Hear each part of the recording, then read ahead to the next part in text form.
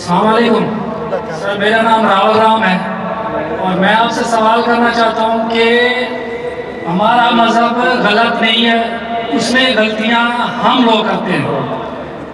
जना हराम है हमारे मज़हब में, शराब नोशी हराम है, जना हराम है, मतलब कि जैसे भी गलत काम सारे गलत उसमें भी लिखे हुए हैं और यही इस्लाम में भी है।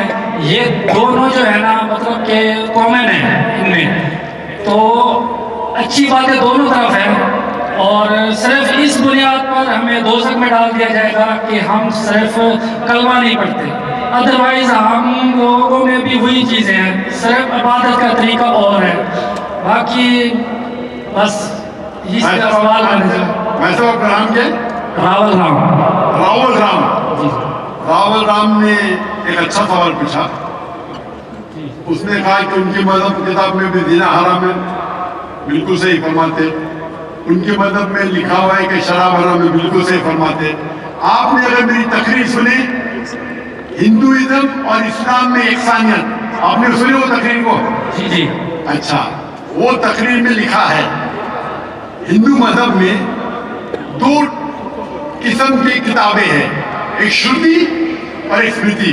श्रुति मतलब वो किताब जो भगवान की तरफ से आती है, भगवान की तरफ से। स्मृति वो किताब जो इंसानों ने लिखी है। श्रुति में आता है वेद एंड उपनिषद, स्मृति में आता है महाभारत, रामायण, भगवत गीता, मनुस्मृति एक्सेट्रा। आप अगर पढ़ेंगे आपके छंदों के उपनिषद जो श्रुति है, छंदों के उपनिषद चैप्टर नंबर 6 सेक्शन नंबर 2 श्लोक नंबर 1, नाकस्य कसिज, भगवान एक ही है, दूसरा नहीं है। बिल्कुल भगवान एक है, दूसरा नहीं है। बिल्कुल। आपकी किताब में लिखा है श्वेता उपनिषद चैप्टर नंबर 6 श्लोक नंबर 9, नाकस्य कसिज जनितर पदिका, नाकस्य कसिज जनितर पदिका, मतलब उस भगवान के कोई वालिदैन नहीं है, ना माँ है ना बाप है ना बच्चे हैं। लिखा है श्वेता उपनिषद में चैप्टर नंबर 4 श्लोक नंबर 19, न तस्य प्रतिमा अस्ति, प्रतिमा की मानी होती है संस्कृत में अक्स, picture, photo, statue, idol, painting. नातस्य प्रतिमा अस्ति, उस भगवान की कोई अक्स नहीं, कोई पेंटिंग नहीं, कोई पिक्चर नहीं, कोई फोटो नहीं, कोई स्टैच्यू नहीं, कोई स्कल्पचर नहीं। ये लिखा है यजुर्वेद चैप्टर नंबर 32 श्लोक नंबर 3 में भी, नातस्य प्रतिमा अस्ति। तो आप अगर भगवान को मानते हैं और भगवान की मूर्ति बनाते हैं तो गलत है। आपकी किताब के हिसाब से कुरान मजीद को बाजू रखो, हदीस को बाजू रखो। आप मूर्ति पूजा में मानते हैं वैसा? सर मैं सिर्फ कृष्ण भगवान की मूर्ति में मानता हूँ, अदरवाइज देवता है वो मतलब उन पर सजदा नहीं कर सकते। सिर्फ कृष्ण भगवान को सजदा कर सकते, उसकी मूर्ति भी जायज है। कहाँ लिखा है कि कृष्ण भगवान की मूर्ति जायज है? किधर लिखा है? वो सर मेरे हिसाब से वो खुदा है हमारे से। हमारे हिसाब से मैं भी अल्लाह में मानता हूँ, लेकिन अल्लाह की मूर्ति नहीं बना सके वो अल्लाह में मानता हूँ। अगर अल्लाह की मूर्ति बना सके तो वो अल्लाह ही नहीं है। मतलब ये कुल कुफुआन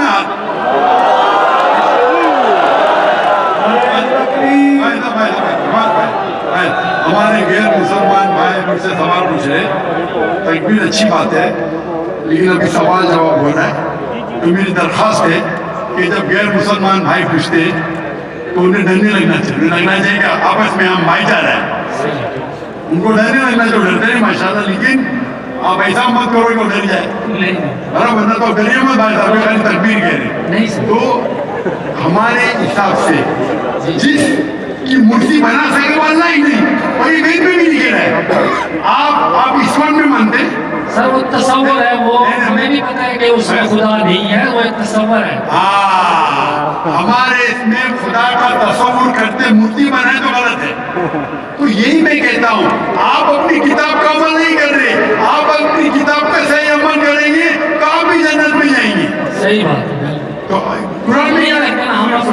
सुनिए फॉलो नहीं करते सुनिए सही तरीके से। सुनिए जी। मेरा फॉर्मूला बहुत इजी है। सही। कुरान मजीद में लिखा है सूरह इमरान में सूरह नंबर 3 आयत नंबर 64 में, तालो इला कलिमतिन सवाइन बैनकुम, आओ हम उस बात की तरफ जो आप और हम में यकसा है। अपन आज मानिए जो आप और हम में यकसा है, कम से कम उस पे तो अमल करें। मेरा फॉर्मूला यूनिवर्सल है, पूरा भाईचारा है। मैं कहता हूं मैं बाइबल को लेके आओ, वेद को लेके आओ, कुरान को लेके आओ। वेद काफी बड़ी है, बाइबल कुरान से 3 गुना बड़ा है। हम आज वादा करें कि जो यकसा है कम से कम उस पे तो अमल करें। जो यकसा नहीं उसको साइड पे रखेंगे, कल बहस करेंगे। जो यकसा उस पे तो अमल करें। बाइबल में लिखा है, वेद में लिखा है खुदा एक है, खुदा का अक्स में। अगर आप खुदा का अक्स बनाते तो आप वेद के खिलाफ जाते। सिर्फ कृष्ण का बनाओ तो भी गलत है। सर वो भगवत गीता में लिखा है इसलिए। हाँ, भगवत गीता स्मृति है। भगवत गीता महाभारत का हिस्सा है, सही क्या नहीं? सही। तो महाभारत एक स्मृति है। स्मृति श्रुति के खिलाफ नहीं जा सकती है। अगर स्मृति और श्रुति में टकराव है तो हम श्रुति को मानेंगे, स्मृति को नहीं। वेद और उपनिषद सबसे ऊपर है। तो आपका एक पीएचडी टीचर है, वो कुछ कहता है, और एक बैचलर है। आप पीएचडी वाले उस्ताद को मानेंगे या जो बैचलर की डिग्री वाले उस्ताद को मानेंगे? किसको मानेंगे? कौन से उस्ताद को मानेंगे? पीएचडी। तो आपका पीएचडी वेद है। सही। तो अगर आप मूर्ति पूजा छोड़ देंगे और आपकी किताब में लिखा हुआ है, आपकी किताब में लिखा है आखिरी पैगंबर आने वाले हैं, और आप वेद पढ़ेंगे और पुराना पढ़ेंगे, उसके अंदर कई जगह पे लिखा है कि आखिरी पैगंबर मोहम्मद सल्लल्लाहु अलैहि वसल्लम है। आप अगर कल की पुराना पढ़ेंगे, भविष्य पुराना भी है, कल की पुराना है, और आप मेरी तकरीर सुनेंगे। एक तकरीर है मेरी, मोहम्मद सल्लल्लाहु अलैहि वसल्लम का जिक्र हिंदू मजहबी किताबों में। वक्त की किल्लत होने की वजह से सिर्फ मैं छोटी पॉइंट कहूंगा। आप अगर कल की पुराना पढ़ेंगे, चैप्टर नंबर 2 श्लोक नंबर 5, 7, 11, 15, 17, उसमें लिखा है क्या? एक अवतार आएंगे, आखिरी अवतार आएंगे, जिसके वालिद का नाम है विष्णु व्यास। विष्णु मतलब भगवान, व्यास मतलब उसका बंदा, उसका सर्वेंट। अरबी में तर्जुमा करेंगे तो अब्दुल्ला होता है। आखिरी पैगंबर आएंगे जिसका वालिद के नाम अब्दुल्ला है, उसकी माँ का नाम है सुमति। सुमति संस्कृत में मतलब अमन, शांति। अरबी में कहेंगे आमीना। मोहम्मद सल्लल्लाहु अलैहि वसल्लम की माँ का नाम था आमीना। वो पैदा होंगे एक अमन शहर में, मक्का। उस शहर के ग्रोह के लीडर के कबीले में पैदा होंगे, कुरैश के कबीले में। उसके 4 करीब दोस्त होंगे। जिक्र हो रहा है खुलफा राशिदीन का। और मोहम्मद सल्लल्लाहु अलैहि वसल्लम का जिक्र तो बहुत लंबा है, 2 घंटे की तकरीर दे सकता हूँ। तो अगर आप अपनी किताब में मानते, आपको मानना पड़ेगा कि आखिरी पैगंबर मोहम्मद सल्लल्लाहु अलैहि वसल्लम है। आप मानते कि आखिरी पैगंबर मोहम्मद सल्लल्लाहु अलैहि वसल्लम है?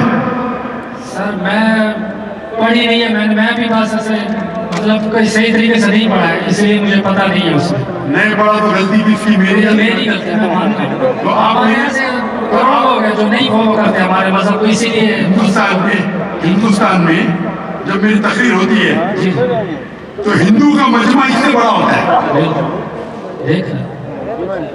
5 लाख, 10 लाख, 25%, 20% गैर मुस्लिम होते हैं, 20% हिंदू होते हैं। तो 10 लाख का 20% कितना हुआ? 2 लाख। ये 2 लाख का तो मजमा नहीं ना, क्योंकि हिंदुस्तानी मुझसे मोहब्बत करते हैं और गैर मुस्लिम भी मोहब्बत करते हैं। वो पॉलिटिशियन है, जो प्रॉब्लम होता है उनको, वोट बैंक का प्रॉब्लम है। अरे हम लोग तो हार जाएंगे अभी। हिंदू जब मेरी तकरीर सुनते कहते कि 2 घंटे में हमने वो सीखा जो हमने 40 साल में पता नहीं था। तो मैं अभी जो मैं हवाला दिया रेफरेंस के साथ आपकी किताब का हवाला दिया, तो आप अगर सच्चे हिंदू हैं तो आपको मानना पड़ेगा कि एक भगवान है, उस भगवान की मूर्ति नहीं है, उसके आखिरी पैगंबर मोहम्मद सल्लल्लाहु अलैहि वसल्लम है। तो आप अपनी किताब पे अमल करेंगे और जो चीज यकसा है कम उसको उस पर तो अमल करो। जो टकराव है बाद में मैं जानता हूँ, मैंने तकरीर की है, इसमें लिखा है कि हिंदू मजहबी किताब में लिखा है शराब पीना हराम है, कुरान में लिखा है। आपकी मजहबी किताब में ये भी लिखा है कि सुअर का गोश्त खाना हराम है, और आपकी किताब कुरान से सख्त है, उसमें लिखा है कि अगर आप सुअर का गोश्त बेचेंगे तो पैर और हाथ, उल्टे पैर और उल्टे हाथ काटना चाहिए। ये किधर हदीस में नहीं लिखा है, ना कुरान में लिखा है। आपकी मजहबी किताब मनुस्मृति में लिखा हुआ है कि आप उल्टे हाथ और उल्टे पैर काटो अगर वो सुअर का गोश्त बेचता है। तो अगर आप सही हिंदू हैं, आपकी मजहबी किताब पढ़ो। आपकी मजहबी किताब में लिखा हुआ है कि आखिरी पैगंबर आएंगे और आखिरी पैगाम देंगे। आखिरी पैगंबर मोहम्मद सल्लल्लाहु अलैहि वसल्लम है और आखिरी पैगाम है कुरान मजीद। तो अगर आप सच्चे हिंदू हैं तो आपको कुरान मजीद और मोहम्मद सल्लल्लाहु अलैहि वसल्लम की बात मानना पड़ेगा। आप देखेंगे हिंदुस्तान में हजारों की तादाद में हिंदू इस्लाम के ऊपर की अल्लाह हिदायत दिया, मेरे वजह से नहीं, अल्लाह ने उन्हें हिदायत दिया कि मेरे तकरीर के बाद कई लोग, चाहे मजमे में चाहे घर पे, अल्लाह उन्हें हिदायत दे रहा है। मैं आपसे पूछना चाहता हूँ, आप मानते हैं कि अल्लाह के आखिरी नबी मोहम्मद सल्लल्लाहु अलैहि वसल्लम है? सर मैंने भी देखना है, जाकर पढ़नी है किताब, अगर उसमें है तो ठीक है, सही बात है। तो मेरी आपसे दरखास्त है कि आप मेरा वीडियो कैसेट हिंदुइज्म और इस्लाम में यकसानियत देखिए, और उसको देखने के बाद अगर कोई सवाल है तो मुझसे पूछिए। अगर आपको यकीन आता है तो हक है, तो मैं आपको दावत देता हूँ कि हक का पैगाम को एक्सेप्ट करो, और इंशाअल्लाह ये आपके लिए राह निजात करेंगे इंशाअल्लाह।